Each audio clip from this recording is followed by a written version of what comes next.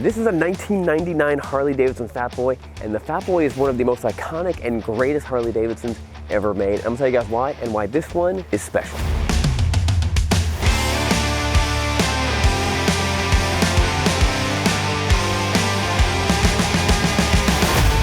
Just so you guys know, this video is sponsored by Shopify. So before we get into the uniqueness of this actual bike, you really need to learn the history of the Harley Davidson FatBoy. And it's actually a pretty good story. When Willie G. Davidson and Louis Nett unveiled the FatBoy in 1990, they created more than just a motorcycle. They crafted an American icon. The bike's name, though controversial, perfectly captures its bold stance and solid presence. Drawing inspiration from the 1949 Hydroglide, the FatBoy features distinctive solid cast disc wheels that look like artillery wheels, making it instantly recognizable. The original pearl gray color scheme and brushed metal finish gave it an industrial, almost military appearance that turned heads wherever it went. Under its muscular exterior beat the heart of Harley's legendary Evolution engine, delivering that signature rumble that riders craved. The FatBoy quickly became the preferred ride of both seasoned bikers and Hollywood, with its most famous appearance coming in 1991 with Terminator 2 Judgment Day. Now, through the decades, while maintaining its iconic silhouette, the FatBoy evolved, gaining fuel injection, counterbalanced twin cam engine, and eventually the powerful Milwaukee 8 power plant. Today, it remains one of Harley Davidson's best-selling models, proving that some legends never fade, they just get better with age. Now, most of the motorcycles that I review, I normally own them. Right, 99% of all the videos, I've owned them at one point in time, or I was owning that bike at that time. This bike is different. This bike is actually owned by my neighbor. Let's bring him in here. What's happening? I'm checking you out with my baby, getting a little jealous, man. Yes. Mr. Billy Lane, how you doing? Good, how are you? The FatBoy came out in 1990 or 91, and I wanted one, but I couldn't afford anything. You know, we were riding knuckleheads back then, because that's all we could afford. Really? That's funny. That's how inverted life has become, no one can afford knuckleheads. Yeah, a knucklehead engine's worth more than this whole motorcycle is. I always wanted a FatBoy, and I kind of came up before I was really fabricating. I was doing mechanical work on these things, and everybody was riding the Evo, FatBoy, Softails, you know, Heritage and Springers and all that stuff in Miami in the late 80s and early 90s. I've always really loved them because it's what I came up around. How long have you had this one? I've had this one almost a year, and I bought it just to do a video on my own YouTube channel because, like, the Softail isn't popular right now. The Harley Davidson Softail is not popular because you can't pull a wheelie on it. Right. Everybody wants to rip wheelies.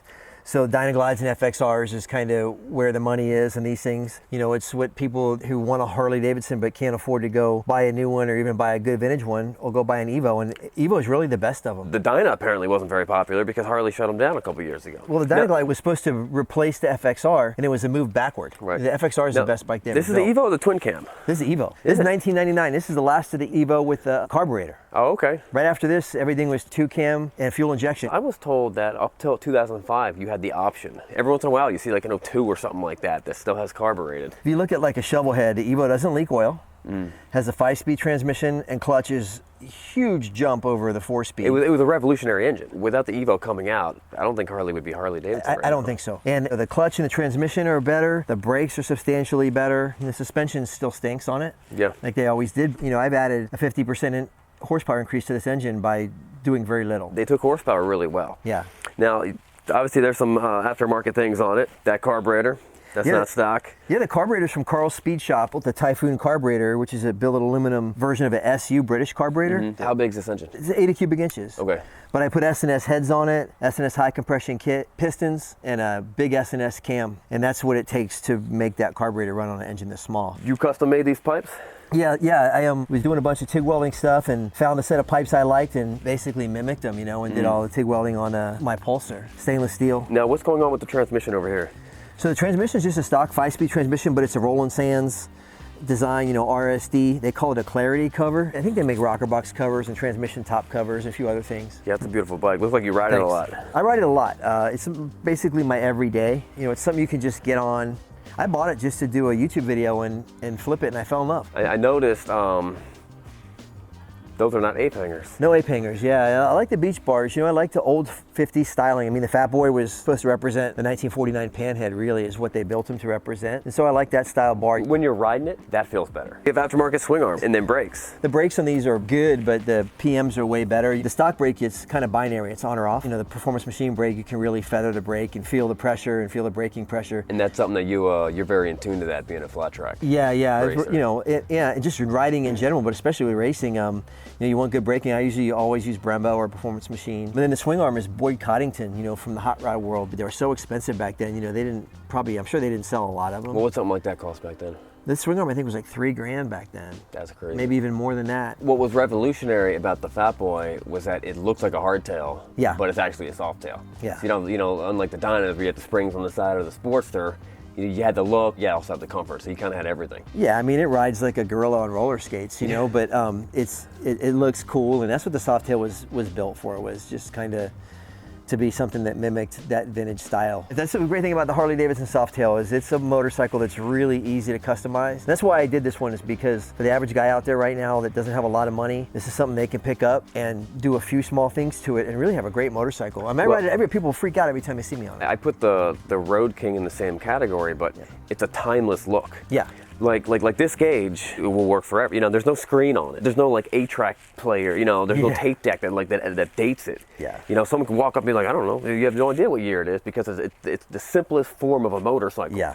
Gauges, fuel, switches. What's this bike weigh? I think they're like 625 pounds is FatBoy. That's what I was thinking. Yeah. It's not light, you know, by any means, but compared to a Harley Davidson, big touring baggers are, you know, pushing 800 pounds. You know, this is still the two-piece fuel tanks. In 2000, they went to the one-piece tank. The 2000 later is like a big pressed square tube chassis. This is still round tubing. The original Harley Davidson DNA from 1903 is still here. It's timeless, like you said earlier. It's timeless design, classic Harley Davidson styling. This one's having its 25th birthday this month. It was made in November 1999. Oh, it's awesome. Yeah, so I'll break a bottle of $8 champagne over it or something over the front fender. Tell us about these are the coolest looking floorboards I've ever seen in my life. There's got to be a story behind that. Yeah, the footboards I saw for sale on Instagram probably a year before I owned the motorcycle. And I'm such a huge fan of Indian Larry and the style and everything he did. And they were sold at some kind of charity auction as a one-off. And I saw them and instantly I'm buying them. I didn't care what the price was. I saw them and I didn't have a place to put them. I put them on a shelf. And then this thing came in and I'm like, you know what? They're a perfect addition to it. And I've got the Indian Larry pushrod collars on my pushrod tubes also. You know, cool. He's riding with me every time I go. Yeah, they really fit the bike. Yeah.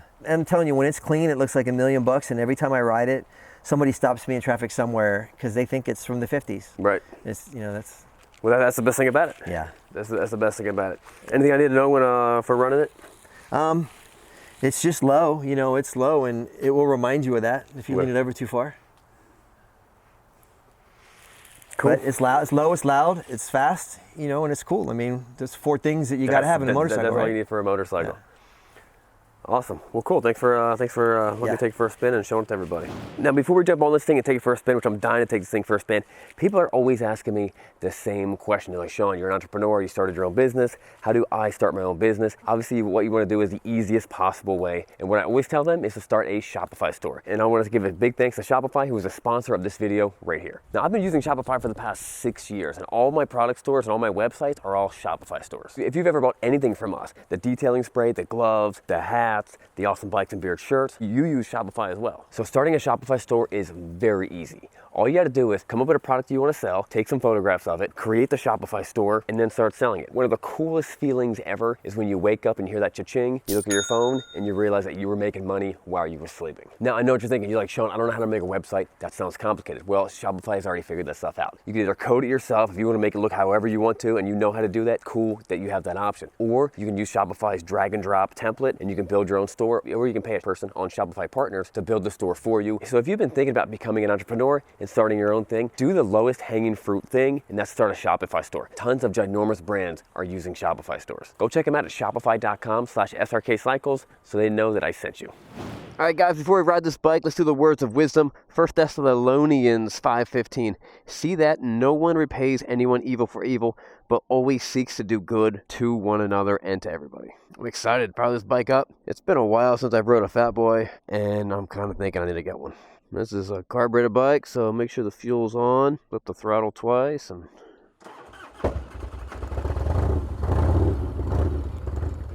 got a great sound to it. All right, let's do this. I love these beach bars. Everybody wants apes. I hope that fad dies out, because all I want is beach bars. Brakes feel nice.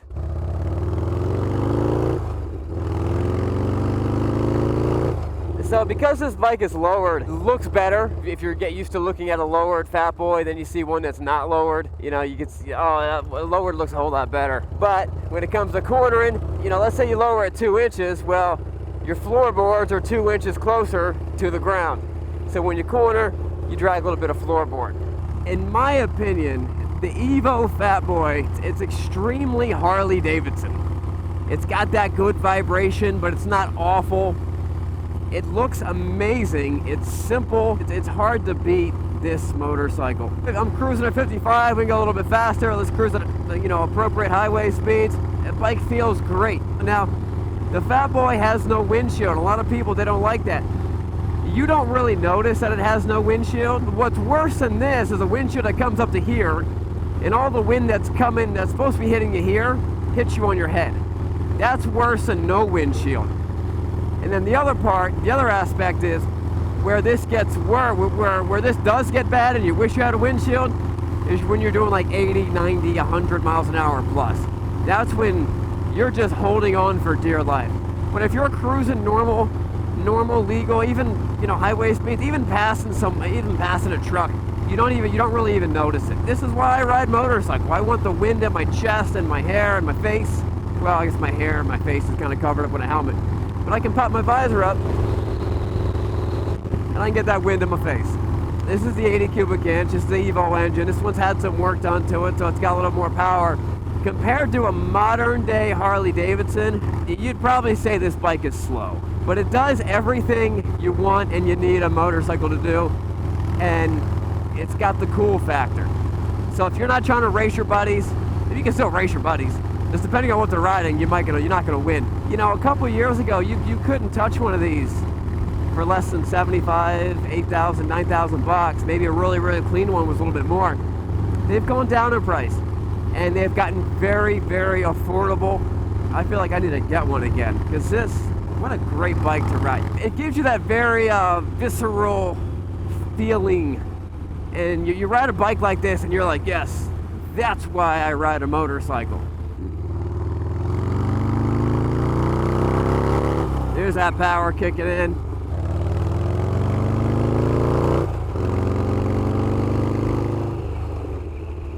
You don't think about the FatBoy as being the bike you want to do big long tours on. And I had a buddy, he was probably 70, and it was his bike of choice that him and his wife would do 1,000-mile trips on all over the country. He just loved the FatBoy. It's definitely a comfortable ride. I love the styling of it. I love how it is a timeless look. It'll always be cool, and it's never gonna look dated, or they all look dated. And that's kind of part of the coolness. That's probably more realistically. At this point in time, they all look dated. So, go get yourself a FatBoy. A lot of times with prices of things, old classic things, it goes to a point where no one cares about them. No one's thinking about them, no one's talking about them, and the value just goes really, really low, and you can scoop them up really cheap. People talk about it with the knuckles. Like what Billy was saying, he's like, I couldn't afford one of these, so I was driving a knuckle.